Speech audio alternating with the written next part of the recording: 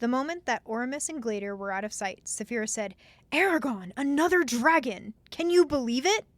Book 2, Eldest, Chapter 33, The Secret Lives of Ants, and Chapter 34, Under the Menoa Tree.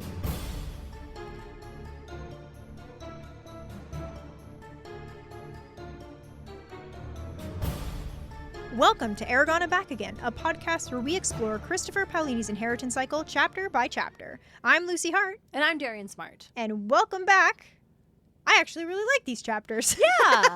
Hey, they're very interesting. We get an answer for a question we asked in the previous chapter. Yep. And I was like, well, look at that. That's like, I was like, I don't know if you put it in the outtakes, but I was like, I think we see this. And hey, guess what? Yes, I was correct. Yep. If you, dear listeners, you can join us over on Patreon. The Patreon has a thing where you can be a free supporter, and to our free supporters, they get the outtakes from the episodes, which could, include tangents of us talking about maybe a spark of inspiration for way too long. Yep. Could be a lot of cat shenanigans. Yes. Oftentimes. Yes. But also spoilers. Whenever the conversation about these books teeters into us talking about something that's going to happen in the future, that gets scooped out and put in a special spot for folks who want to listen to that. Yep. And Lucy's like, I'm pretty sure Eragon sees him naked. And Yep. I'm like, what the fuck? Yeah, I'm like, I'm pretty sure there's a scene of them seeing that. I'm like, I couldn't remember what was around it, but I'm like, I'm pretty sure Eragon sees him naked.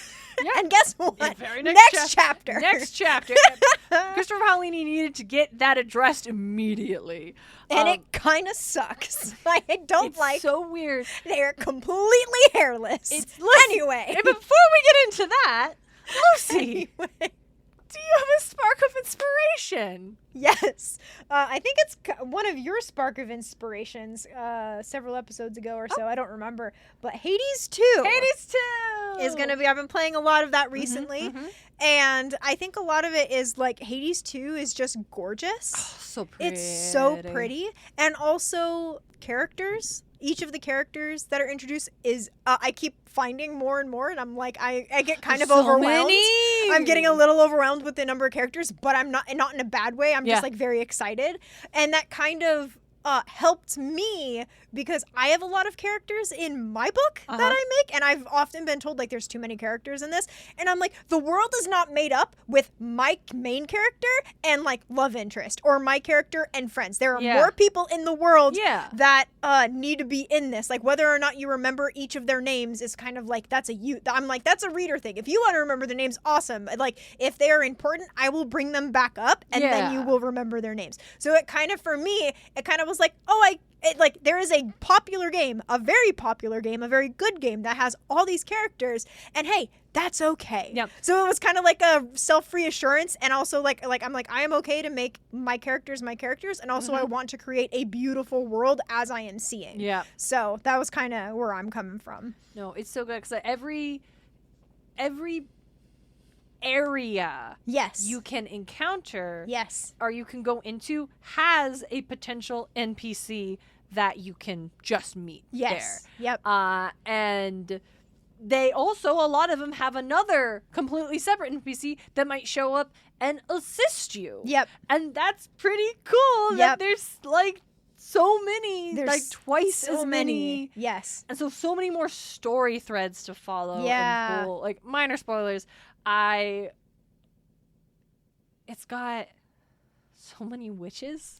Yes. I love that so much because you are a witch in addition to being the daughter of Hades and Persephone. You are a witch trained by Hecate. You are part of a coven with Artemis and Selene. And so you run into other witches such as Circe and Medea. Yep. I was so excited when I found out they were in the game, when I finally ran into them. Yeah. When I ran into Circe, I was like, what? I was like, and then I was like, this isn't, and then I saw the pigs. I was like, it is. I went and I checked them out, and I'm just like, hello, excuse me, little piggy. And she says, it's like, hi, little piggies. Oh, they're enchanted. Yes. And I'm like, oh my God. I was like, yes, they are. These are such dangerous. One of them has an anchor mark on them, and I'm like, that's like a sailor tattoo. Oh no. But anyway. She curses men who end up on our island. Good for her, good for her. Yep. These are like Circe and Medea are figures who are so dangerous in their stories. Yes. Right? The threat that these women pose to the male heroes of their narratives for XYZ amount of reasons, justifiably or not. They don't pose that to you. No. And it's when you come up to them, they're like, oh, hi. And you're like, oh, hey, I haven't seen you in so long. And I love that. They're so happy. Like, Medea recognizes you on sight. Yes. Cersei recognizes you on sight. They don't need to introduce themselves. They're fellow witches. Yes. You know each so other. Good. They help you. Yep. Like, Medea immediately offers you, like, oh, here, take one of these. Like, what can I do to help you? Yep. And it's like, oh my God, you murdered your kids. Like, you turn men into pigs. But I'm a woman and I'm a witch. Yeah. You pose no threat to me. And that's so good. It's wild. Yes. I love it a lot. I love all of it. When I ran into Medea the first time, I was like, hi. She looks like a villain. She's looks like a villain. That's why I'm like, are you, is it going to be like an Eris nemesis relationship? No, we're cool. We're definitely cool. My brother DJ described her as, she looks like a poison type trainer from Pokemon games. Yes. She does. Yes, she does. Me the fan art. Yes. Where is Medea with her poison type Pokemon? I want her to have an Ekans. Yes. No, an Arbok. She'd have an Arbok. She'd have an Arbok. Arbok and an Ekans. And what's the Sylvie? It's more like green. Doesn't really fit our aesthetic, but anyway. It's a green. Is there a poison dragon type? Because that's also good. At the end of one of the big plays about her, she flies away in a carriage drawn by dragons. Oh, which is a gift from her father, Helios, the Titan. Yeah. Medea is not her father. Helios is her grandfather. Her aunt is Cersei. Her father is Helios. I like that. So poison dragon type is the goopy. Oh, so she definitely she'd have the slug. There's the slime goomy slug. Goomy. Whatever. Yeah, she definitely have one of those poison dragon types. Yes, poison. You said that, and I'm like, that's like one of Dalton's favorite Pokemon. I'm like, what's his name? It's too cute for her aesthetic, but she would absolutely have to have the poison dragon type. She's Medea. I mean, we talked about this for too long. Anyway, but yes, that's my spark of inspiration. Is kind of like being like we always kind of preach is like, if you want to write it and you are comfortable with whatever you're writing, like go for it. Like, we're never going to be like, don't put that in your book. But for me, I always like, that's like one of my biggest worries. I'm like, I have a lot of characters in my book. And so it's like, this is like a thing can have a lot of characters and be okay. And so I'm like, look, it's fine. I can do that. And then also just, like I said, just recreating such beautiful, gorgeous, vivid scenery in my words that Hades has. Because each layer you go to is so unique and beautiful. It's amazing. So yeah. It's so good. Yeah. But do you have a spark of inspiration? I do. Yay. This past week, I listened to This Is How You Lose the Time War for the very first time. Nice. It's as good as everyone says it is. It is by Amal, El-Mohtar, and Max Gladstone. And I didn't know anything about this book except that it is widely praised. Ooh. It's about time travel. Mm-hmm. Our good buddy Dalton loves it a lot. Ooh. And so I finally was like, oh, it's on Libby. Borrowed it on Libby. Yep. It's only 4 hours long. That's not bad. It's so short. Yeah. I listened to it at work. And as soon as I got to the end and finished, I just opened the app and I just went back to chapter 1 and I listened to it again. And when I got off work, I went to Barnes & Noble's to buy it and found out that the deluxe hardcover edition had just come out. Oh, nice. That very week. Nice. So, yeah, that is how much I loved This Is How You Lose the Time War. I love that. It's so beautifully constructed. Ooh. Which sounds like a crazy thing to say, but it is.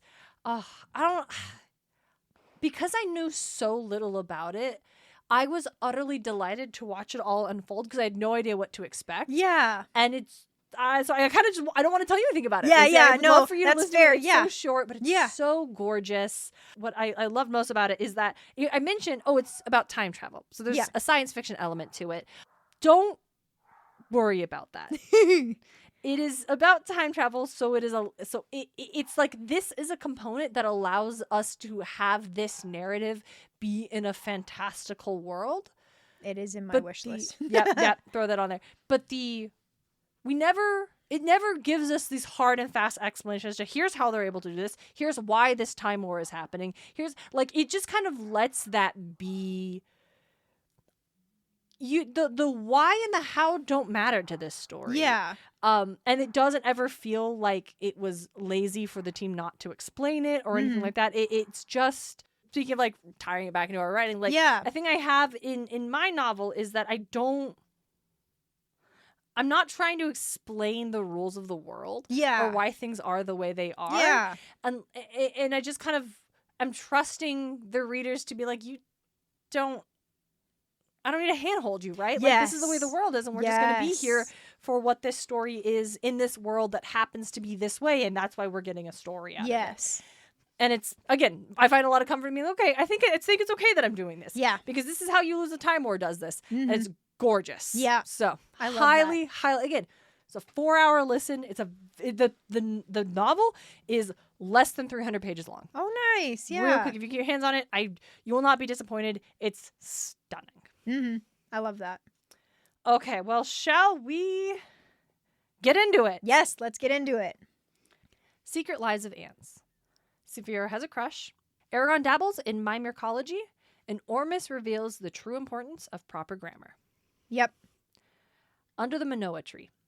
Understandably depressed following certain revelations, Eragon plans another night in bed. But Arya has other plans, taking him for a tour of Elismira. Free from capitalism, the elves enjoy a life of study. Arya introduces Eragon to the greatest blacksmith of Allegasia, and then to a tree who once committed murder. Yep.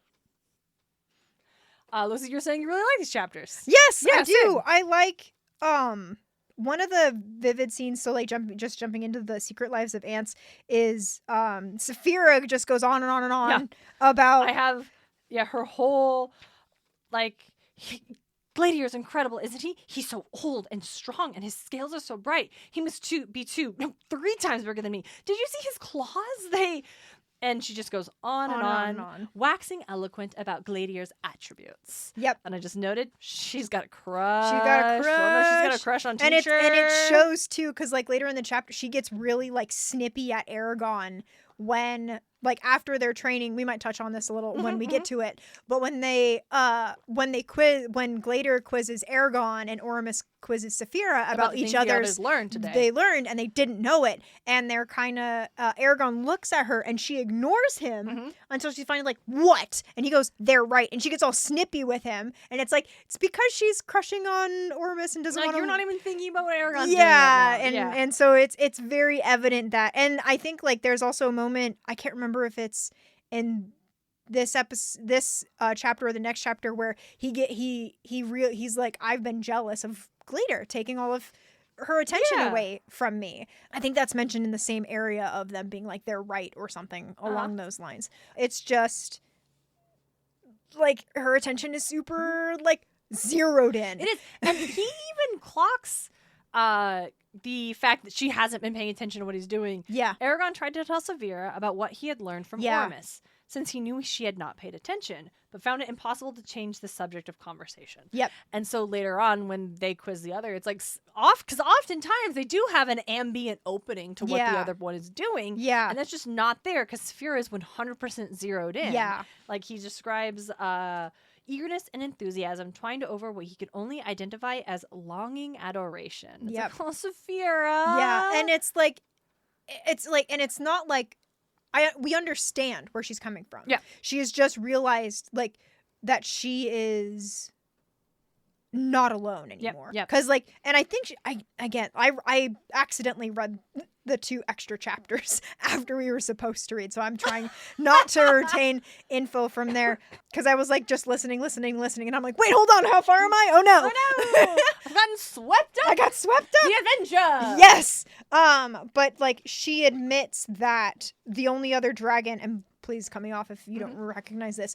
She said she goes the only other. It's literally, I never expected to encounter another dragon except for Shuriken, maybe rescue the eggs from Galbatorix. Yeah. Yes, but that was the extent of my hopes. Yes. And so she has a dragon who is older than her, a mentor to her, and she's like, this dragon is on the good side, and I am on the good side. And again, like we talked about this last chapter, but she probably, again, like we talked about this in the last episode, was that she probably has this, like, we have to, like, continue our line. Like, we're the last 2 dragons that can probably do this.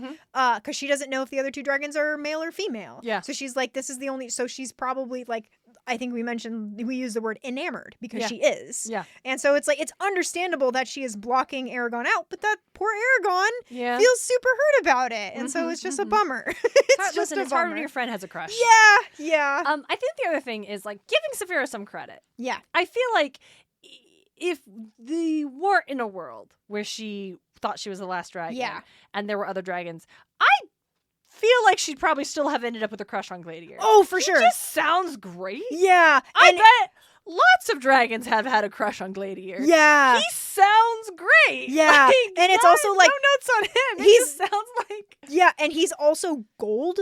And if like shiny scales are like part of a factor of like dragon being like attractive or not, he is gold. Like, how much shinier can you get? I mean, in the next chapter, the blacksmith remarks on how, like, her blue scales are so pretty, not like those muddy brown dragons. Yeah. Which means there were dragons that weren't pretty. So he's super hot. Yeah. He's an older guy. He's your teacher. Like, all right, Saphira, you've got a crush on, like, your English teacher. Yes. That's honestly pretty bog standard, babe. Yes. You're not special. I'm so sorry to tell you, lots of kids end up having a crush on their English teacher. Yep, for sure. You'll get over it. It's just, it's a very different context for Saphira when they're the essentially last two of their line. Yes. So, like, again, I feel like it's going to give Saphira a little credit. Is like, I do feel like this probably would have happened even if it wasn't the end of their line as they know it. Oh, yes. And not just like, oh, we have to do this because we're the last. Like, it does sound like she would have just had a crush on her teacher. Oh, for sure. It's like, babes, no, you can't. Yep. No. Yeah, no. I just, like, right now, I'm like, what would their, like, if they had babies, like, what would the dragons look like? I'm like, they'd be really cool, like, gold with, like, blue flecks or blue with gold flecks. Do we know if that's how... We don't know if it works like that or not. So that's really, I was just thinking about that. Like, if there was a Sapphire dragon with, like, gold highlights, that would be so pretty. Yeah, like, oh, like, my goodness, but we don't know. Blue. Yeah.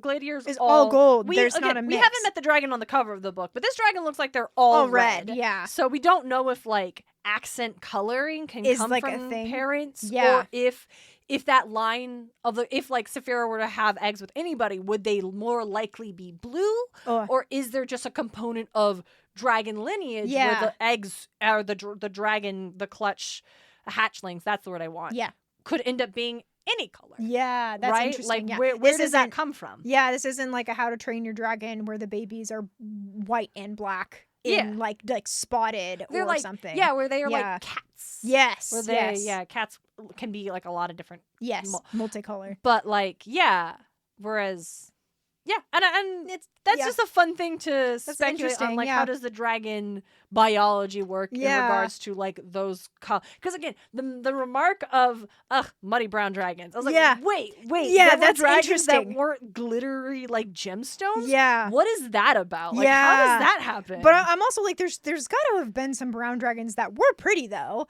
Like, brown can be a really nice like color. Tiger's eye. Is like brown. Yeah, and I'm like, there could be. So it's interesting to think that. There's some dragons that just weren't sparkly. Yeah, right. Like, that's interesting. Like a matte dragon. Like, like what? How does that feel? Right, man. Are they just? And did other dragons consider them less attractive? Yeah, like that's really weird. Like what? Just a thought I was having. Just a thought. Yep. But then so Eragon invents magical laser hair removal. Yes, which is. I'm like, I get so mad with him whenever he experiments, and then like I feel like it holds more weight in this chapter because of what happens at the end of the chapter, where he's like, he invents a spell. It literally says, what does he say? Then he allowed his invented spell to roll off his tongue. Like, bro. But here's the thing, he's I actually will side with Eragon. Yeah. Because he's been taught that's how magic is supposed to work. That's fair. You learn the language. You learn what the words mean, and then you put those words together to make your goal. Yes, that's what it's for. And it honestly, it probably makes more sense in his like common tongue too, because if it's anything like English, like that's how it like ultimately that's how like you take the words and you you know the words, and so you have to fit them into the right spot. So it's like, yes, but then later on we'll learn you need to know a lot more, but yeah. Because, for example, like, we've criticized him for pulling this in the past when he was trying to draw up water or turn water. And we're like, that's way too much energy. Yeah. What are you doing? Yeah. Whereas here, he's just using magic to shave. Yeah. Which takes very little energy. Yeah. And so the use of energy as we know it in the magic is energy takes the energy used in magic is as much energy I would have taken if you have done it physically. Yeah. So him shaving, like you said, hardly takes any kind of energy at all. That's a baseline that we've learned. Yeah. So I think this is fine. I think it's kind of delightful because he tries to shave, he cuts because he's never shaved before. Yeah. No one taught him how to do this. I love the line where he says, I don't know if it was the line that you were gonna do, but he goes, where is it? He placed the edge of the razor against his cheek as he had seen Garrow do. Yeah. And that makes me go, oh man, like, oh man. Because he had just turned 15. Yep. And it sounds like hadn't started growing facial hair just yet, right? So Garrow hadn't taught him how to do that. And he's doing it like, isn't around to teach him. Braum isn't around to teach him. Nope. Fucking Murtagh isn't around. Nope. No one is around to teach Eragon and how this to elf isn't going to do it. Because they don't have body hair. They don't have body hair. Except for eyebrows and hair on your head because you gotta look hot. Because you gotta look hot. It is so sad. This very fundamental rite of passage that young people in art, like folks who develop facial hair, like fathers teach their sons, or older brothers will teach their younger brothers, right? Like my mom taught me how to shave my legs. Like that is a thing that is so human and a thing that is just shared in our culture that one, Eragon doesn't have, two, isn't reflected on as being tragic that he doesn't have anyone to teach him. Yeah. And I feel like it's because it follows this sequence where he is looking at himself in the mirror and he looks different. He doesn't look human. Yeah. His features had become more angled, giving him an ascetic, hawk-like appearance. He was no elf, but neither would anyone take him to be a purebred human if they expected him closely. Pulling back his hair, he bared his ears, which now tapered to slight points, more evident of how his bond with Saphira had changed him. He touched one ear, letting his fingers wander under the unfamiliar shape. It was difficult for him to accept the transformation of his flesh, even though he had known it would occur, and occasionally welcomed the prospect as the last confirmation that he was a writer. The reality filled him with confusion. He resented the fact that he had no say in how his body was being altered, yet at the same time was curious about how the process would take him. Also, he was aware that he was still in the midst of his own human adolescence and its attendant realm in the mysteries and difficulties. When will I finally know who and what I am? Mm-hmm. So we have it's been about a year, and already he looks dramatically different. Yep. Like, not like an elf, but not like a human. Yep. And that transformation into the more elf-like features is happening very quickly. Yes. And so we get that, followed by the shaving, which has very little reflection on how... Like, he thinks, like you said, he thinks about how, like, he saw Garrow do it, but there's no pang of emotion attached to that. Yeah. He doesn't wish that Garrow or Rowan or Braum were there. Would have showed him, Yeah, something that, like, it's completely separate from that. And then we just jump to, he's like, well, I can just do magic to solve this. And so that human ritual is completely stripped of any sort of, like, attachment to the culture and reality of who he is as a person. And even if, like, I bet, like, Braum's like, no, we could just use magic, don't worry about it. That would still be the act of, did Braum not grow facial hair? Yeah, he had a beard. Yeah. So this isn't a thing that just, humans still grow even, but he didn't have, do they stop looking more and more like, ooh, Braum always looked human. No one knew. Yeah. After his dragon dies, do you think humans start to lose that look? Oh, interesting. That might be. Yeah. Because Braum had been a writer for a while. Like, he would have, a long time. Much longer than Eragon has by now. So he would have had much more stronger of that, like, elven aesthetic into magic and into the writership. But it's never remarked on. No, like I wonder if he as like, because he does remark that his magic was strongest even when his dragon died. It was still there, but over the years it's slowly leaked away. So I'm wondering if that's like a his features fade with as his magic is fading, or I don't know if they're connected, but it's like just a expression of time. Both just start to fade with time. Yeah, because Brom's the one that tells him you'll start to look more like an elf. And Eragon doesn't look at Brom, but at that point in time he doesn't know that Brom was a writer. Yeah, so he doesn't know that, but it's never connected to what Brom would have looked like. So I think maybe if the dragon dies and the writer survives, if they were human, they start to look more human again. They lose that. That is so interesting because it does, because an elf wouldn't. Elves don't change in how they look. No. Nor would they lose their magic entirely. Yeah. Because elves have inherent magic. Yes. It's stronger when they're a writer because it's coming from the dragon. But they remain at their core who they are. Yeah. So much of being magic, of a human's, is so attached to the fact that they are bonded to a dragon that they lose the ability to continue to play. The fact that Brom still worked so hard to influence this world after he lost his Saphira is so important for how we have seen Oramus and Gladiator retreat. Yeah. And their argument is that we can't fight like we once could. Yeah. But Brom couldn't. Yeah. Brom couldn't fight nearly as much as he couldn't do, but he chose to stay a part of it, even if he was not the same force he could have once been. Yep. And I think that's interesting. I've wandered a little bit on this thought. It's a good prospect though. I remember listening to that part last night and going, ugh, because I'm like, I'd prefer the dragon features, but whatever.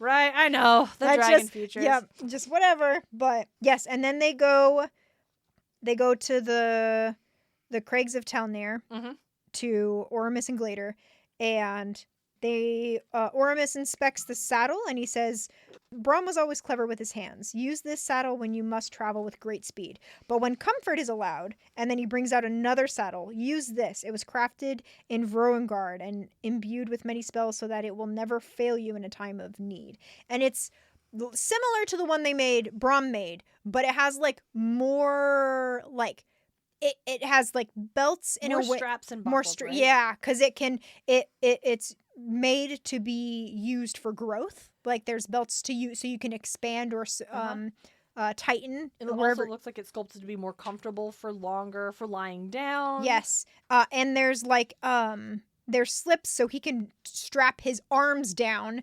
And as Glader says, those secure your wrists and arms so that you are not killed like a rat shaken to death when Saphira performs a complex maneuver. Which is like, that's good to know. That's great to know. That's great. It's like, it is the way he says, like, if speed is of the essence, use this saddle. But if you can do more comfort, use this saddle. So that saddle's the one with more safety features. Yeah. So it feels like maybe we should be using that one. Saddle. That's true. Yeah. Like, probably takes a little longer to put it on her, maybe. It's yeah. Like, you don't mean speed as in you got to get somewhere quickly. But if you've got to, like, get her ready to leave, use this one. Yeah. Then we do some... Would you describe this as it feels like Tai Chi, Lucy? Yes. That's what I'm thinking. It's very Tai Chi. And I do like that we don't get I'm gonna just say Brom. We don't get Brom's descriptor of what it looks like. Mm-hmm. We get Oramus guiding Eragon through each pose as what they look like. And I like that. Yes. I think that feels better than the audience just being told what the position. Eragon first moved into this position and then this position. Where his body looked like this. Or his body. Yeah. Oramus just saying, push your feet together, arms at your side. Okay.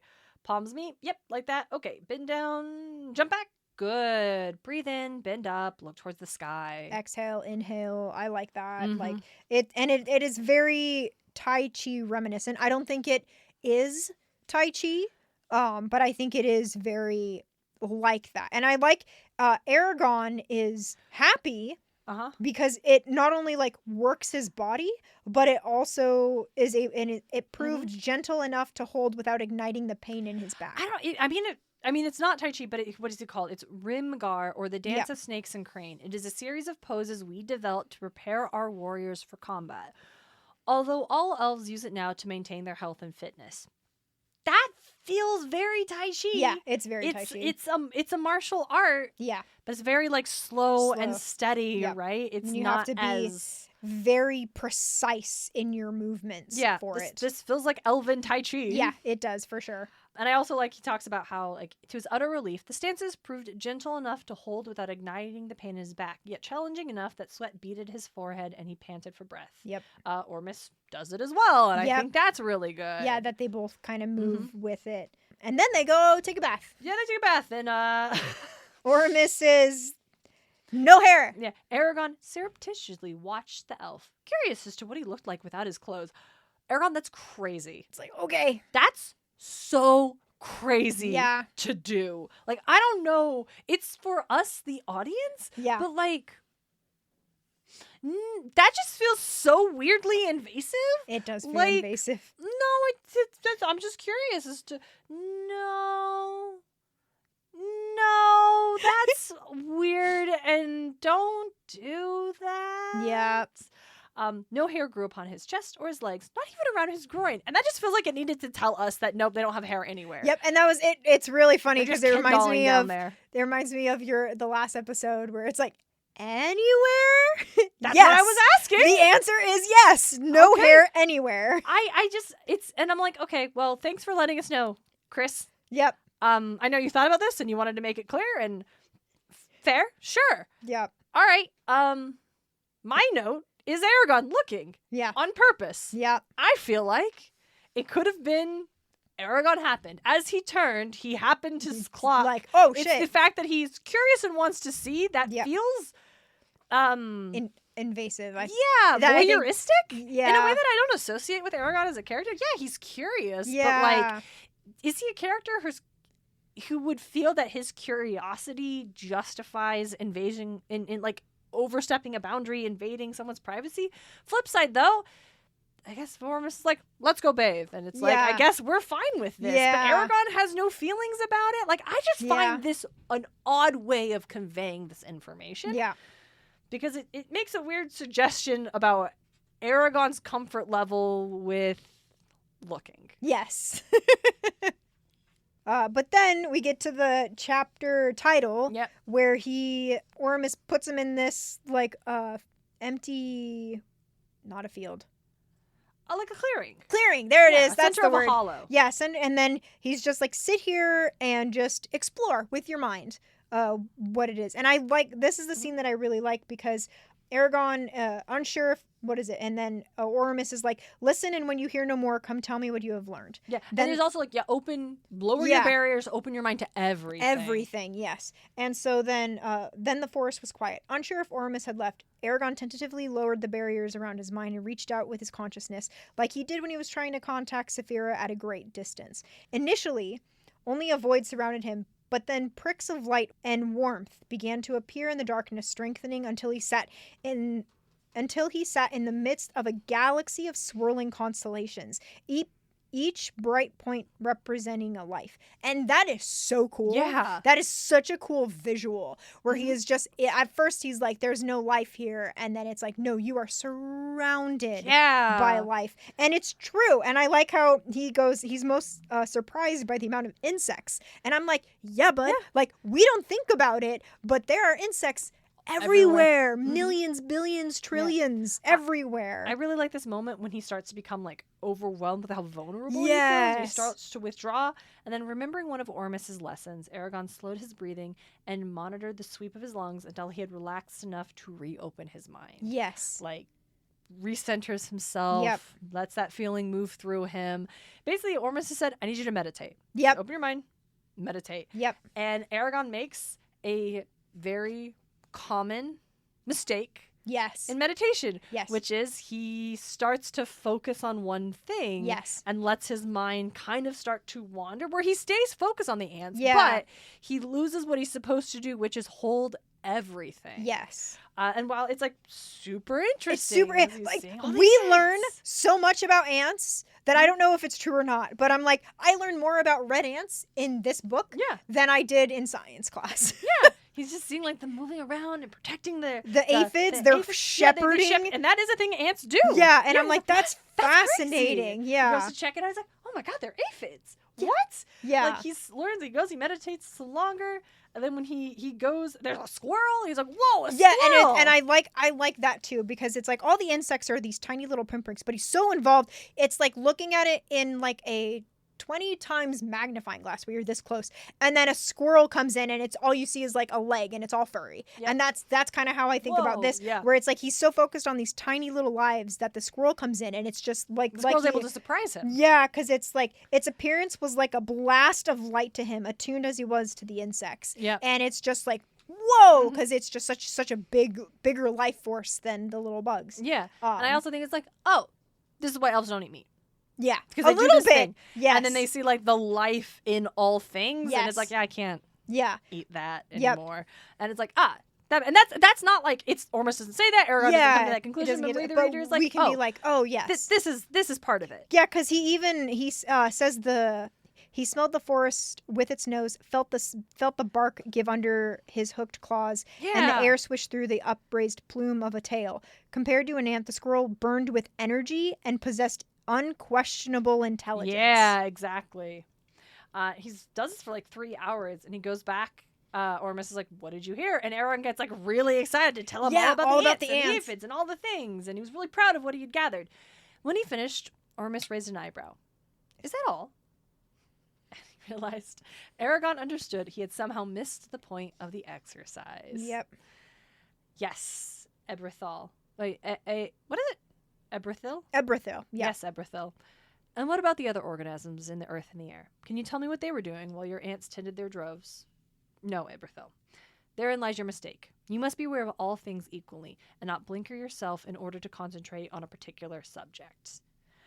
And that's, as I said, it's the meditation thing, where it's not just when they're saying, oh, clear your mind, don't think of anything. It's like, that's not actually it. It's the ability to not let your mind become swept up in thought or notice, and just every time it does, catching yourself and being like, no, go back and expand, go back.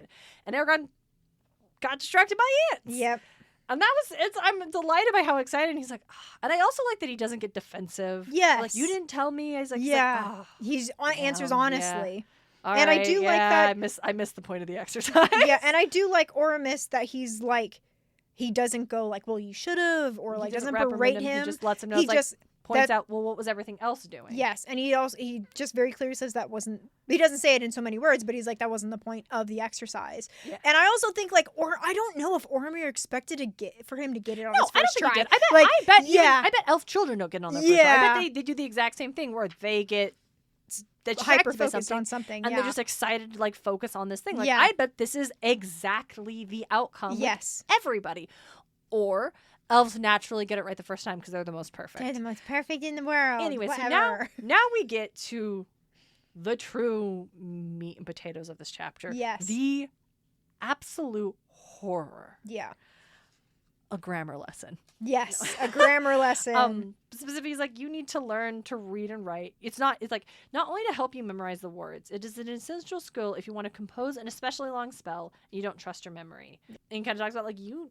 need to understand the grammar and the structure so you don't kill yourself through an incorrectly placed verb or a simple mistake. Yeah, and it's specifically for the ancient language, not the common that he was learning. Do magic. It's specifically Ormus wants him to learn how to read and write. The glyphs and yes, all of it. Which is like, I feel for me, I'm like, that's intimidating. Yeah, because you're learning another language, and it's like, that's so intimidating. Sorry, go ahead. No, you're good. I was gonna say like, because the first thing he's like, what are the basic vowel sounds of the ancient language? What? Oh no, Eragon! Oh, like, do you know what a vowel is? Yes, right? I don't know. I don't know if he knows what a vowel is. Because, I mean, he was learning to read and write. Yeah. He can do that he can read and write pretty well. He's a little rusty, but he can catch up really quick. But it's like, I'm just wondering if it was just like, if Brahm was like, here are the letters, here are the words.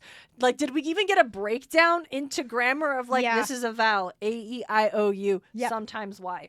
Why only sometimes? That's what I said. Now, there's a consonant. Yep. And so it's like, it's frustrating, but it's basically starting from he's learning the rules of this language. And then he talks about, he's like, I don't understand why I need to do this. Like, as long as I understand like the words enough. Lucy, shall we do a reading? Yes. I think the most I ever said in the ancient language was when I spoke to Arya in her mind, and when I blessed an orphan in Farthen Door. You blessed a child in the ancient language. Do you remember how you worded this blessing? Recite it for me. Eragon did so, and a look of pure horror engulfed Oramis. You used Saphira. Are you sure? Wasn't it Saphira? No, Scholier. Why shouldn't I have used it? Scholier means shielded, and may you be shielded from misfortune. It was a good blessing. That was no blessing, but a curse. The suffix O forms the past tense of verbs ending in R and I. Saphira means shielded, but so clear means shield. What you said was, may luck and happiness follow you, and may you be a shield from misfortune. Instead of protecting this child from the vagaries of fate, you condemned her to be a sacrifice for others, to absorb their misery and suffering so they might live in peace.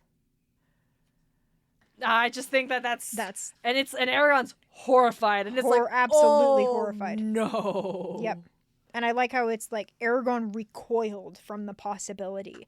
And I think they talk about it a little bit, and Oramis says because Eragon tries to be like, well, the spell isn't only determined by the words, it has something to do with intent.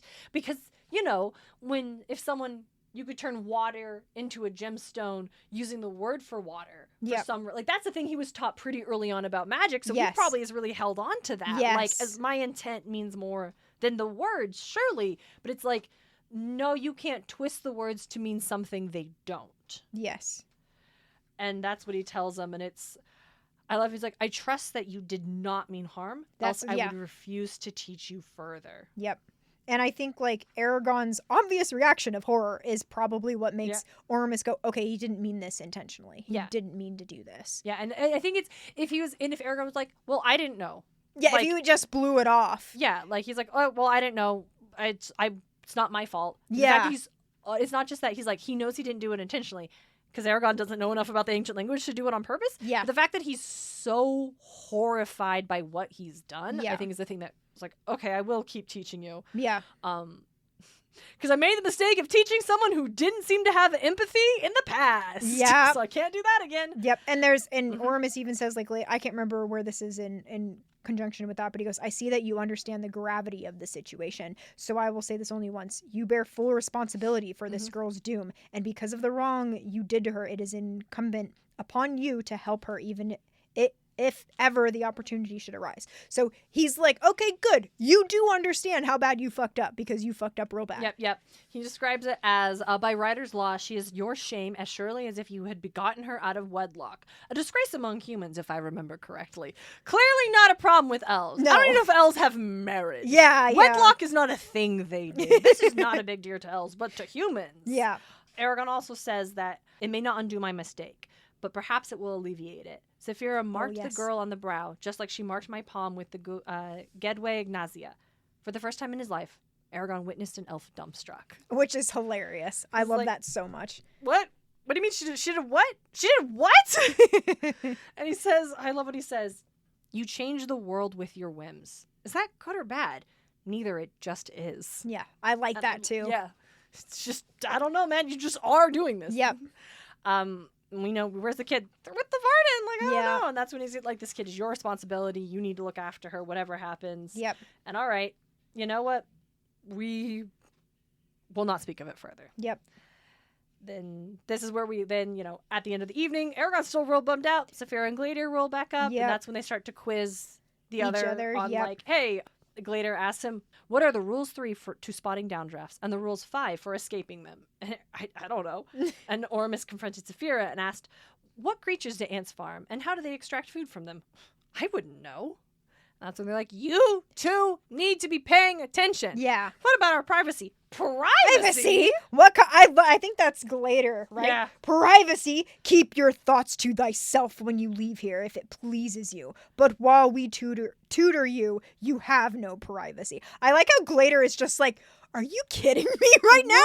There is no such thing about? Between the writer and their dragon. There is no such thing as privacy. It's like, why would you want that? Do you? They even say like, this is your biggest advantage. The fact that you two can share information instantaneously. You can always know what the other has learned. Yes. That you literally have access to another person's thoughts, feelings, ideas, like conclusions instantly. Why are you not utilizing that? Yes. What is wrong with you two?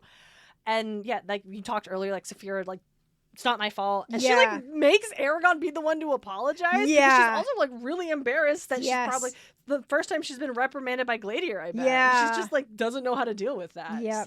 Although then he gives Eragon a round wood bauble nestled in the middle of his palm. So long as you take care to wind it regularly, the device will wake you at the proper time each morning.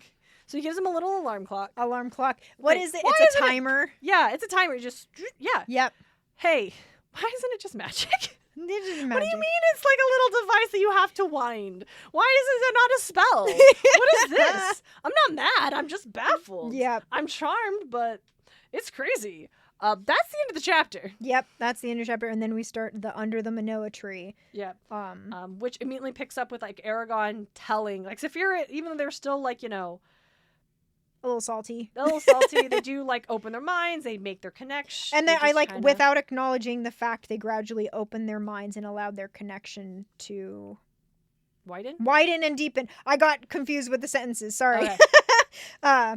Though neither of them consciously reached for the other. Mm-hmm. So I like how they and that's a thing that I like about Saphira and Eragon. They don't blow off the lessons taught to them or the reprimands that are given to them. They do take them and they do use them. So it's like immediately after that they connect to each other and then they start kind of going through the motions. Mm-hmm. That's when he finds out, and Saphira is also horrified. He's like, your gift may help the girl, but what I did is inexcusable and it will only hurt her. The blame isn't all yours. I share your knowledge of the ancient language and I didn't spot the error any more than you did. And he's like, okay, so what did you do? And she's like, how do I identify weathers and avoid dangerous weather? How do I identify and avoid dangerous weather patterns? And she like wants to share more, but Eragon's just like not. He doesn't ask. He's like, okay. Yep.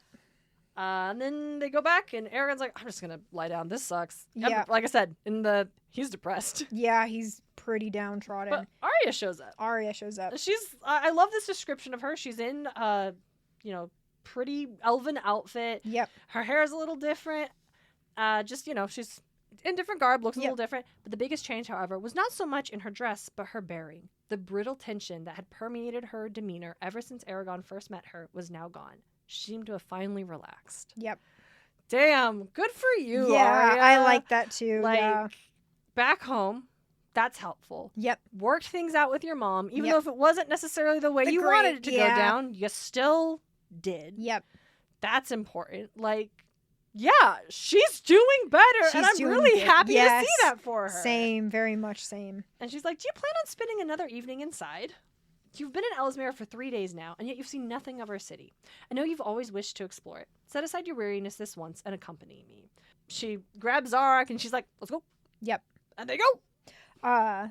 Yep. And then the first stop, they see a bunch of the elves doing just hobby stuff. Yeah. They're just a bunch of elves doing hobby stuff, kind of like what you said. Yeah. I love this one's on front of a pottery wheel. Yep. And the werecat Maud crouched beside him in the shadows, watching his progress. Yep. Which is so cat. I like it too. I love it when I'm doing something and my cat is just sitting watching me do it. Yep. Not because they'll be like, I'm gonna come up and I'm gonna try to take that pencil, or I'm gonna oh, you're wrapping a present? That's so funny. I'm gonna get on the wrapping paper. Yeah. But it is fun when they're just sitting there watching you. Vivi does oh, sorry. Do you understand what I'm doing? Yeah. Vivi does it every morning when I'm getting ready for work. He'll literally sit on the couch and just watch as I'm walking back and forth or in the kitchen. He'll just sit there and stare at me the whole time. I'm just observing. Yep. It's very cute. Yes. And then that's when we learn, what do Eragon asks, what do elves do for a living or profession? Mm-hmm. And she goes, our strength with magic grants us as much leisure as we desire. We neither hunt nor farm, and as a result, we spend our days working to master our interests, whatever they might be. Very little exists that we must strive for, which is great. Also so interesting. Yes. Because it's they don't eat meat, so they don't need to hunt. Yep. They don't have to farm because they're able to sing anything they need from the forest itself. Yes. They probably have like plants, like indoor gardens is kind of what I'm thinking. Yeah. And they just sing that to like that plant whatever they want is kind of the vibe I'm getting. Because I'm like, there has to be like, I don't know if they can just sing a tomato plant in existence. I mean, probably. I'm like, probably not out of nothing, but if they had seeds. Yeah, there's like, if they had a seed, so there's got to be like gardens, not farming, but there's got to be like gardens. They have food from somewhere. Yeah. But, like, not to say gardening isn't hard work. Yeah. But it's way easier when you have magic. When you can just sing. Yeah. And you could just be like, I'm going to put this tomato seed in this, and then I'm just going to sing the plant to ripeness and then pluck it. Yeah. And 5 minutes later, here it is. Yeah, and then, but that doesn't mean they do everything with magic, because this next character we're going to meet is a blacksmith. And I love her. She is the best. He remarks like, Arya greets her first, Eragon, she doesn't respond, and Eragon clocks like, that is so offensive. Yes. Like, what? The queen's daughter honored her. Yeah, by speaking first, and she just completely ignored her. Her name is Runyan Elda, or Elda's the honorific. Yep. So, Runan.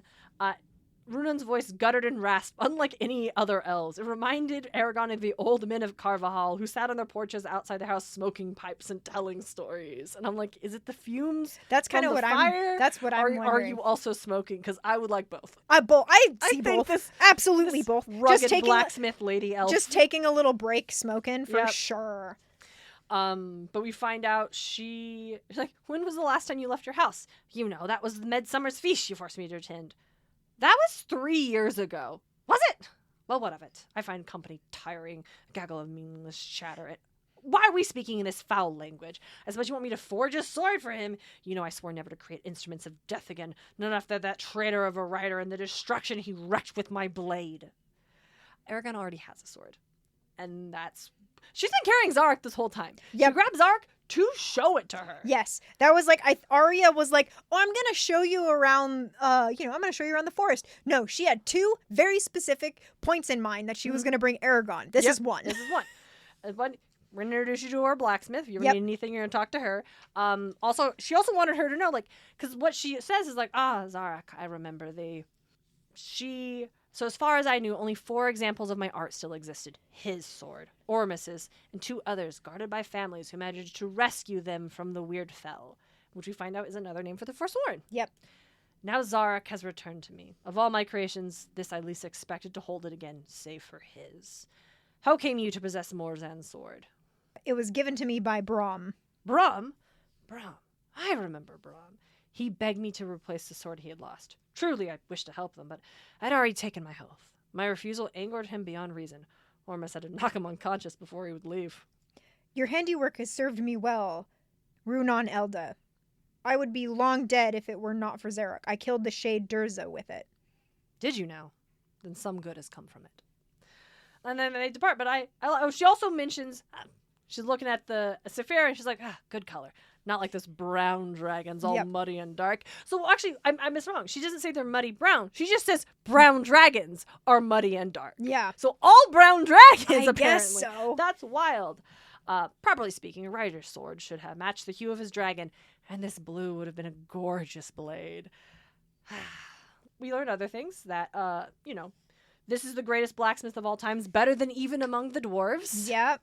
Of course. It's fine. And I have mixed feelings about that. Because on one hand, while the dwarves are long-lived, yes, they are not immortal in the same way elves are. Yes. They cannot dedicate themselves to their pursuit of their crafts in the same way elves can. Their society is not set up for it. Yep. Therefore, it makes sense that this blacksmith would be the best of all the land because she has been able to dedicate more time and care and attention to the craft. Like centuries to this. It does just mark another thing that the elves are the very best at.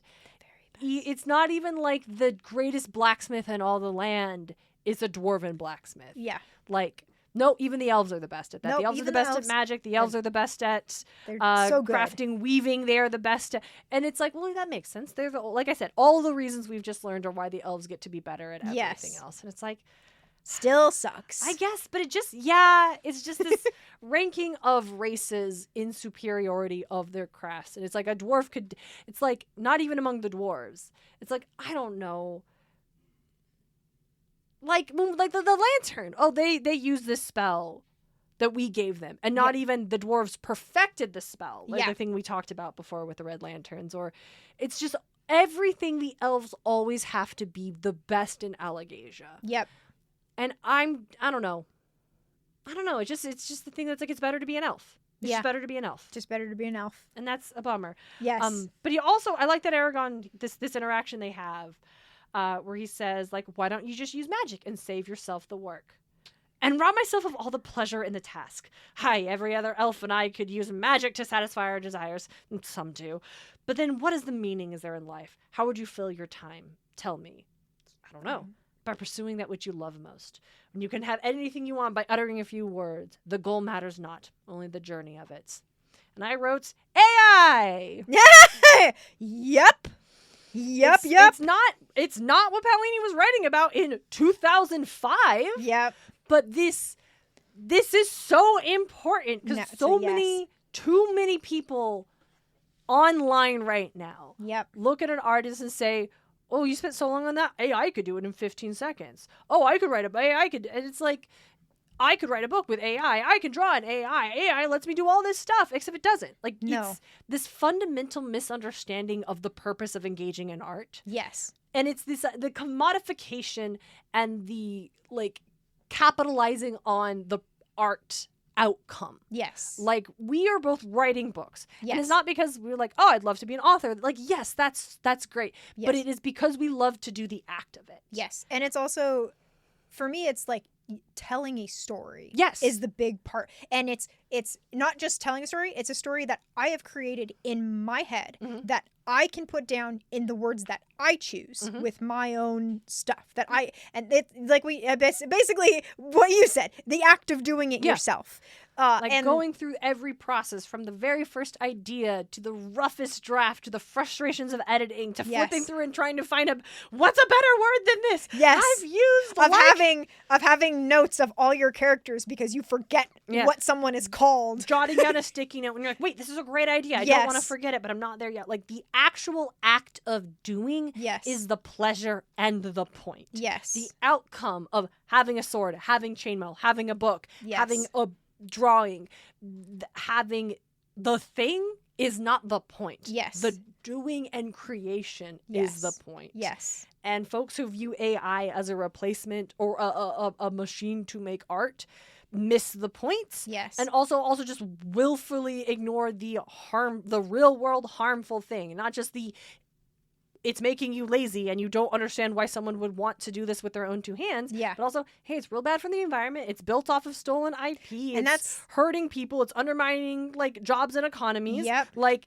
this is bad. Yeah. It's not like a calculator. It's as bad. Yeah. No, I'm not dropping names, but I got an argument at my ex job with a no longer coworker about because they were like, oh, look at this thing that I made. And I'm like, well, where did the AI get that? Yeah. And she's like, well, I did that. I put this in there to do that. And I'm like, but where did the AI get that art to do the thing? And she just kind of stared at me. And I was like, you don't understand that AI just doesn't create that. It gets it from somewhere else. It is actively stealing stuff to make the things that you are making. You are, quote, making. You're not making them. You're not making them. I put in the prompt. Like, I can put the prompt. That doesn't matter. Like, you're not making things. Sorry, that's no, exactly. This is a whole. No, like, it is a whole. Yeah, it's a whole debate. You're not making things. The you're general stealing public things. doesn't understand how it works, and like ChatGPT and other AI programs have made sure that's the intention. They don't want people to know how it works. They want it to think that you are creating this. It's generating it out of nowhere. That it's magic. That's why the AI symbols are all that goddamn sparkle emoji. You know what? I actually saw a really good thing. This is a really good analogy.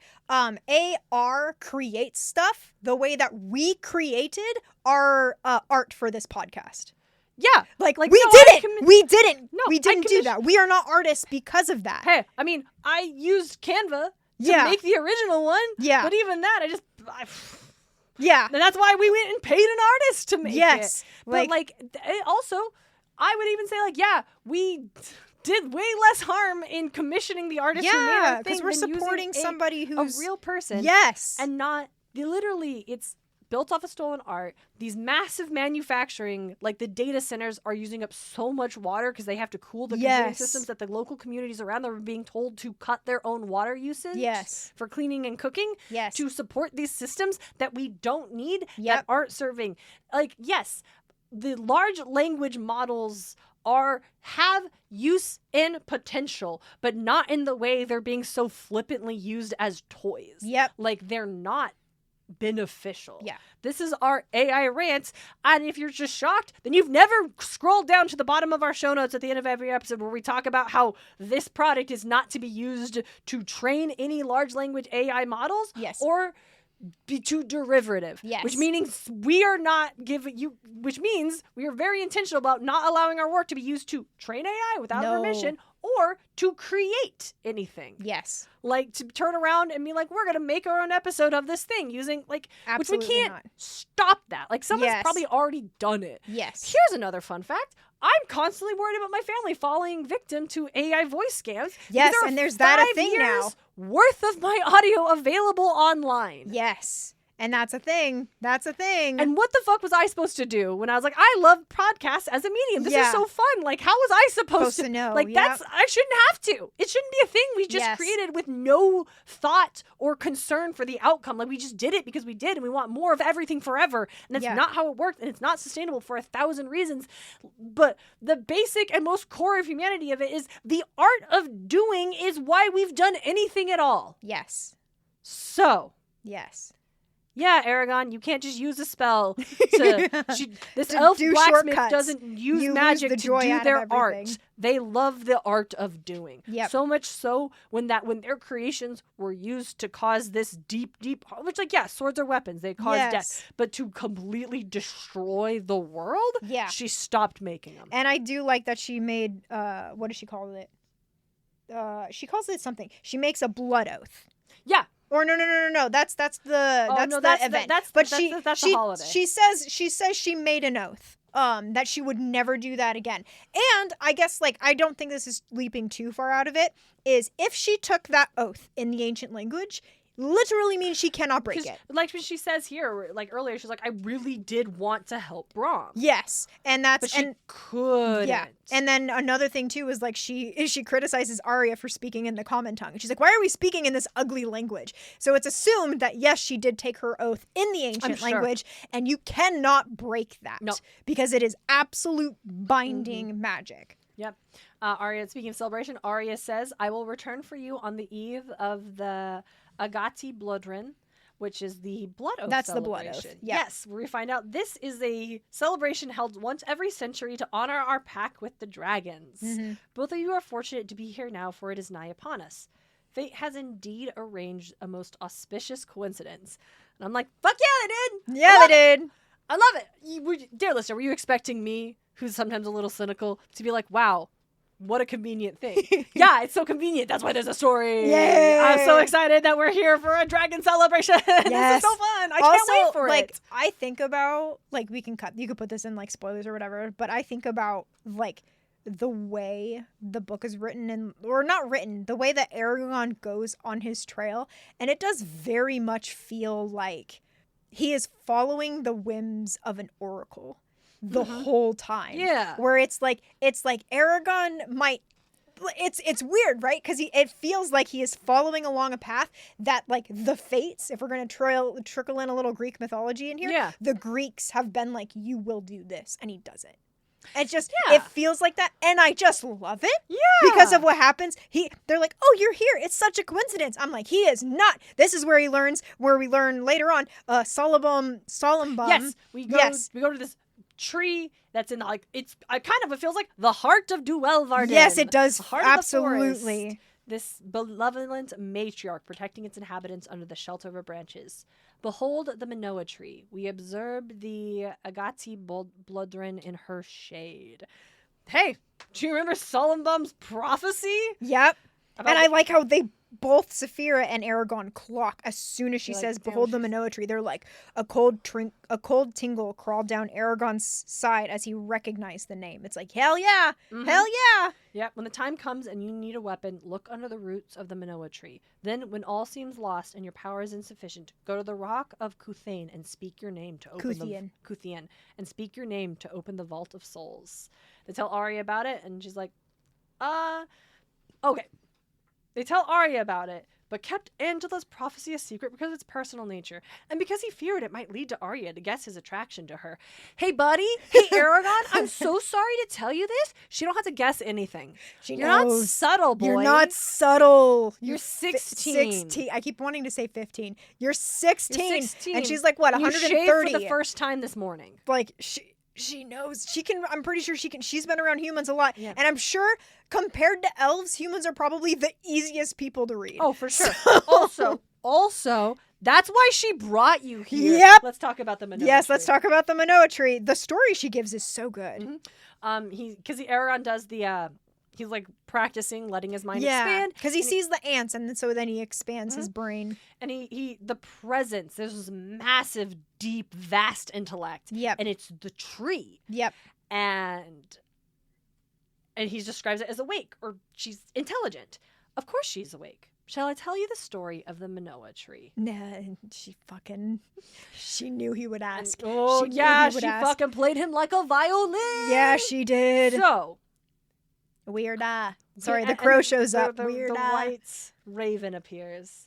I love it when you do the voice. That's how he does it in the audiobook. You're not wrong. I just love it so much. Just weirda. Anyway, sorry. So, once upon a time, but not once upon a time, this is factual history. Yep. So this is what happened. Once there was a woman, Luana, in the years of spice and wine, before our war with the dragons, and before we became as immortal as any being still composed of vulnerable flesh can be. Basically. So this is before... Yes. Yeah. Everything. So elves still have, and I actually don't think I clocked it when the fact that I knew it happened a long time ago. Didn't clock it. It's before they became immortal. Yeah. This woman lived a very old life. She prioritized, her main focus was on nature, was on the plants, was on the magic. She occupied herself with the art of singing to plants, of which she was a master. That is, she did until a young man came to her and beguiled her with words of love. His affection woke up a part of Luana that she had never suspected existed, a craving to experience things she had unknowingly sacrificed. So, they hook up, and for a time, were very happy. But the young man was young, and he began to long for a mate closer to his own age. His eye fell upon a young woman, and he wooed and won her. And for a time, they too were happy. And Luana, I'm not saying her name right, I'm adding an N where there isn't one, Linnea, did not take this well. Spurned and scorned and abandoned, she went mad with grief. The young man had done the worst possible thing. He had given her a taste of the fullness of life, and then torn it away with no more thought than a rooster flitting from one hen to the next. He found him with the woman, and in her fury, stabbed him to death. Yep. And that's like, probably didn't deserve to be stabbed, but he did cheat on her. Except, did he? Did he just break up with her? I feel like he did. Because I don't know if he did. And that's also true. It's just she found him with the woman. And that makes me think that he did. I don't think But he I did. don't know. I think she just went and found him. Oh, and when he went to see her. Maybe he ghosted her, which is honestly worst. Because it does say she was abandoned. Yes. Spurned, scorned, and abandoned. So maybe he just found this other woman and just stopped showing up. And completely ghosted her. I think he just broke up with her. Yeah, that's They were together, and then he met someone else, and he just kind of stopped calling. Yeah. And so I think she just, when she went to see him, found him with her. Yeah. And, and she knew what she had done was evil. She also knew that if she was exonerated of her murder, she could not return to her previous existence. Life had lost all joy for her. So she went to the oldest tree and dwelled in Darien, pressed herself against it, and sang herself into a tree, abandoning all allegiance to her own race. For 3 days and 3 nights she sang. When she finished, she had become one with her beloved plants. And through the millennia since, she has kept watch over the forests. Thus was the Menoa Tree created. Dang. Yep. And he's like, I wonder if she had intended it as a warning to him, or if it was merely an innocent piece of history. And then his doubt hardened into certainty when she asked, do you think that the young man was to blame for the tragedy? just like Arya just stabbed Twist. I think that what he did was cruel, and that Lenia overreacted. They were both at fault. And Arya says, she stared at him until he was forced to avert his gaze. They weren't suited for each other. She is, hey, Eragon, she is rejecting you in this moment. She is turning you down. I think she's tried to turn you down politely. She's just tried to steer you away. Yeah. Send a message. Yep. Get you to stop. And nope. And so now she's like, hey, buddy. Its age gap is insurmountable. They weren't suited for each other. Yep. Because that's like, she thinks, she's like, you may like have feelings for me now, but you will want somebody of your own age or something like, or like, of your own race. Or of your own race. Like then they weren't suited for each other. We're not suited for each other, Eragon. Hey. We changed the topic. He's like, so you seem happy to be home. Just completely changing the. And then a little bit of like, she lives at her ancestral family home. And he's like, do you have any siblings? Yeah. No. She's the sole heir to the elven throne. Of course. Why do you ask? I don't understand why you were allowed to become an ambassador. Yeah. That seems so dangerous. You mean it's too dangerous for a human woman? I told you before, I am not one of your hapless females. I'm not like other girls, Eragon. Which, again, we praise Paolini for not, his women are not, I'm not like other girls. Although Arya does kind of lean into it too often than I would like. Yeah, because it's also like, she's like, I'm not one of your hapless females. I'm like, is Bridget a hapless female? Yeah. Is what, I can't remember who's pregnant. Well, I can't remember her name. Horsewife. Yeah. Is she hapless? No. I don't think so. But this is, of course, Arya doesn't know these women. Yes. And it could be her perception. But also, like, to be fair, like, again, none of the women were allowed to fight at the battle. Yes. Except for Naswada, who snuck in with the archers. Yes. So, like, we do have an established that, like, women are not allowed to fight. That's is a true. thing. And That's Arya's true. Like, or Angela. And Angela, who no one is allowed to tell her what to do ever. Yes. Let's not forget Angela. Angela throws up. Who's a witch Angela and just throws up middle fingers to everyone. She's like, I do what I want. I do what I want. Angela, I do what I want. Last name redacted. Yes. Angela, I do what I want. The herbalist. Yeah, there you go. And basically she's like, no, like, elven rulers are supposed to serve their people. If we weren't willing to sacrifice ourselves, we aren't good rulers. Even if I died, another one of the houses would have been chosen. Yep. She gives this whole thing. We do not choose leaders who are unwilling to devote themselves wholeheartedly to their obligation. Mm-hmm. I had many years to perfect those arguments with my mother. Damn! That is. I appreciate that she added that part, because that's what makes them feel like they are becoming friends. Yeah. Like, you go ahead, sorry. I was gonna say, like, her, like, giving the whole, like, here's why I did this. Like, this is why I should be allowed to do this. Yeah. But also her being like, I've practiced the law with my mom. Like, that's kind of what it says. Like, that's what it comes like. I've had this conversation with my mom a bunch. Yeah. So, like, that's a more comfort. Like, even we just had this story of her being like, no to romance. Yes. But not no to them having a bond. Yeah. Not no to them having a relationship of understanding and mutual trust. Absolutely. And a degree of, like, intimacy with each other as, like, partners in this world. Yeah. But she's just like, stop looking at me like that. Yeah. And that's what I was going to say is she's very much like no romance, but friendship. I will be your friend as much as I feel like, as much as she feels. As much as Arya can be friends with anyone, yes. Yeah. And so it's she's extending the hand of friendship, but she's like, platonic that, like, when I'm opening up to you and when I'm showing you pieces of myself, when I'm sharing my world with you, it is not. This door is not being opened. Yes. That's not what I'm looking for, nor should you. Yes. Then she's like, oh, hey, so, and how are your studies going? Yeah. And then the dark cloud returns. The whole thing comes up. What happened? And at first he wants Saphira to say it. She's like, I want to hear it from you. Because they're friends. Yes. And again, I'm like so down for them being friends. Friends, yes. And just, I like it better. It's whatever. Yeah. She curses. Yeah, I was gonna say, like, I don't ship it, I friendship it. Like, I want them to be friends very much.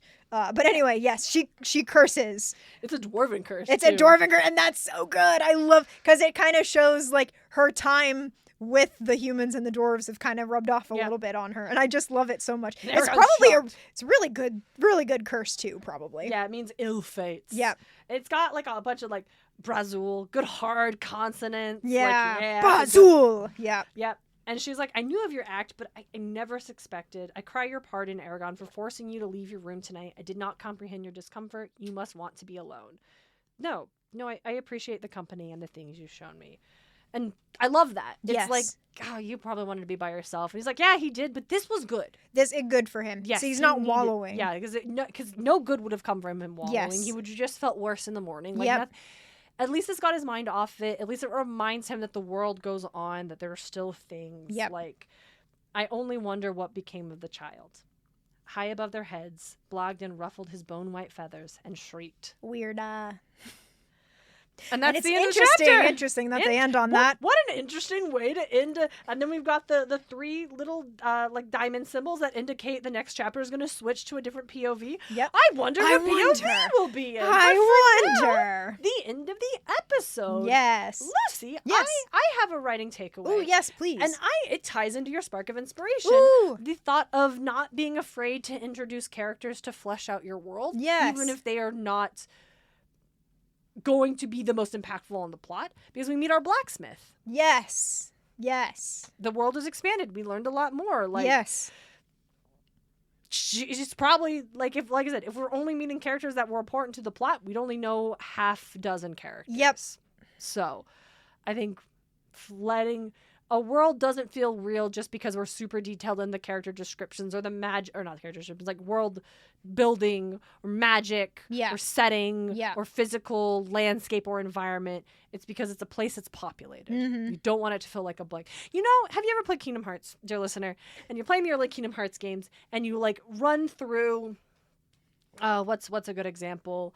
Halloween Town. Let's say you're in Halloween Town and it's dead fucking empty. I was gonna say some monsters you're gonna fight, but that's it. The Mulan episode. Yes, the Mulan one makes me the most upset. In camp. There's no one there. There's no one around. And it's because it's a video game and they weren't gonna generate the graphics. But then you go to the third game and you're in Thebes and it's full of people. Because we have the technology. Yep. It's like that. Yep. Characters are what makes the world populated. Yes. Not stuff. Yes. Because it's like if you think about the ending of Mulan in the movie and how impactful that is with seeing the big crowd of people like bow and everything, and then you think of the Kingdom Hearts ending and there's no one there to bow or anything. It's just the main characters that you meet, and it's not as impactful at all. No, I mean, it's like, yes, you get it. We can't. It costs money and time to generate these. Yep. And that's why it's not there. But you know. That's Yep. Agreed. And I would love for our quest to be, what's your favorite curse word? Yes. But I feel like that might get us like shadow banned if we're asking people to drop like. But you know, we're listen, there's a reason our podcast is explicit. It's because I like to say fuck sometimes. Yes, I like to say that too much. Remember we got a comment where someone tells us it makes us sound unintelligent? Oh, yeah. And that was fun. A study had recently been published that demonstrates actually using curse words in certain ways demonstrate a higher level of creative thinking. Intelligence. Yeah. And I had just gotten my bachelor's of the arts with my Kuma Cum Laude seal on it. Anyway. That was fun. We'll give you two options. Hey, what's your favorite curse word? Or, if you're not comfortable with cursing, not everybody is. Yep. What's your favorite counter curse? What do I mean by that? Fake curse? Fake like curse. When I'm at work, I think I curse. Here's the thing. I do think I curse just as much at work as I do in my non-work life. But instead of saying like fuck or damn it, I just say, oh goodness. Oh goodness. Like I do that it's the same thing. I am cursing when I say, oh goodness. Yes. It's just I'm at the dentist's office, so I can't say, oh fuck, that's real bad. Yeah. I say, oh goodness, I'm sorry to hear that. Yes. What is it? When I was in daycare, I had to really watch because kids pick up Yes, they do. Stuff very easily. And so I got in the habit of saying, oh, refrigerator. Yeah. And the kids started saying, oh, refrigerator. And I'm like, I am so glad that I did that because, good. Oh, no. So. Yeah. What's your favorite curse / pseudo curse? Yeah. I like pseudo curse. Yep. Shall we do a real quick comment shout out? Yes. Let me jump. Comment from Kayla on Instagram where we talked about like cost, magic having a cost and things like that. Oh, I love this question in like action quotes. Hugs my Merlin fanfic where I integrated inheritance type magic effects on the casters, which sounds like a very fun creative writing project. Yeah. Venomous Seraph. I've been binging this podcast since I found it on November the 3rd. I am on the Encore Book 1 wrap-up episode now. This means I should be caught up soon. Thank you! Then I can suffer with everyone else waiting for the episodes. Hey, here's a hint. We also suffer waiting for the episodes because I want to keep reading and talking about this book with my dear friend Lucy. Yes. But we got to wait until we can sit down and record. Yeah. So I know it doesn't feel like we're also suffering, but I can assure you, we get it. I said this in this episode where I was like, I was listening ahead and I was like, wait. Yeah. Stop it. I can't wait to see what y'all have to say about Eldest, my favorite in the series, other than the Roarin chapters. Oh, hey, Venomous Seraph. You're caught up. Well, you're here now, so, we also really like this, but it sounds like maybe for the opposite reasons you do. I'll have to audiobook it since my paper copy can't be used. It can't even be open, and it's shelf decor at this point. That's real love. I love that. That's real love for a book. When you've read it so much that you can't even opening it. Yep. We got one more from like a history of like what does your name mean? Yep. I'm unsure of my married name, but my maiden name can be traced back to one of the first families settling in Ireland, and we have a manor and everything. Oh, not what does your name mean? It's family crests. Yeah. The crest is blue. Oh, did I say this was Kayla? This is Kayla on Instagram. Kayla. The crest is blue and yellow with a blue knight above and a yellow and white striped tapestry part with blue lion on it. Pretty sick if I do say so myself. That does sound really cool. I agree. That is pretty sick. If you want to chime in on the conversation, there's several ways to do that. You can leave a comment on Spotify if you're listening there. Feel free to hit us up on Instagram. You can send us a message, a straight DM on Instagram if you prefer. Comment on any of our posts we make. We do a couple post prompts after every episode releases, when I remember. Or you can shoot us an email at eragonpod@gmail.com. Or if you really want to dive in, you could join us over on Patreon. Yeah. Leave us comments there, send us a message there. Join us in the Dragon's Keep where we talk about other dragon lore and media from super, I think, top tier dragon explorations such as Anne McCaffrey's Dragon Riders of Pern. Yep. I'll admit, roughly mediocre dragon things such as Quest for Camelot and absolutely terrible dragon things but are fun to talk about such as D-Wars or Dragon Wars. Yep. Those are available on Patreon for just $5 a month. Patreon.com/EABA. Yes. Join us.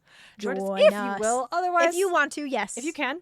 But it's the holiday season. We know every penny counts. And if you can't, hey, you're listening. Thanks for spending time with us. Shouting us a comment. We appreciate all this time spent together. Yep. And until next time, she's Lucy Hart. And she's Darien Smartt. And this is Eragon. And back again.